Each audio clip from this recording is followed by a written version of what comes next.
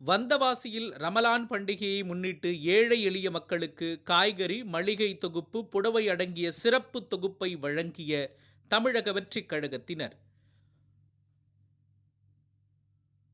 நோன்பு பெருநாளை ஏழை பணக்காரன் என்ற வேறுபாடின்றி மக்கள் அனைவரும் கொண்டாட வேண்டும் என்பதற்காக இஸ்லாம் செய்துள்ள ஏற்பாடு ஃபித்ரா எனப்படும் நோன்பு பெருநாள் தர்மமாகும். இதையொட்டி வந்தவாசியில் தமிழக வெற்றிக் கழகம் சார்பில் ஏழை எளிய மக்களுக்கு அரிசி, வெங்காயம், தக்காளி, பூண்டு மற்றும் புடவை உள்ளிட்டவை அடங்கிய தொகுப்பை 50க்கும் மேற்பட்ட இஸ்லாமியர்களுக்கு தமிழக வெற்றிக் கழகத்தினர் வழங்கினர்.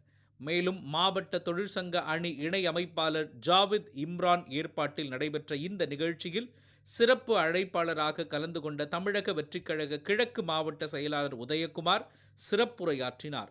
இந்த நிகழ்ச்சியில் இளைஞரணி அமைப்பாளர் நைனா முகமது, திருவண்ணாமலை கிழக்கு மாவட்ட இணை செயலாளர் கார்த்தி, மாவட்ட இளைஞரணி அமைப்பாளர் அனீஷ், மாணவரணி அமைப்பாளர் அபினேஷ், மாவட்ட இளைஞரணி இணை அமைப்பாளர் கெல்பா அபிஷேக், இளைஞரணி இணை அமைப்பாளர் ஃபாசில், ஆசிஃப், பிரசாந்த், சந்தோஷ், ஆரிஃப், சரபத்துல்லா, வெற்றி, அஜய் ரஃபி, மோகன், அருண் உள்பட பலர் கலந்து கொண்டனர்.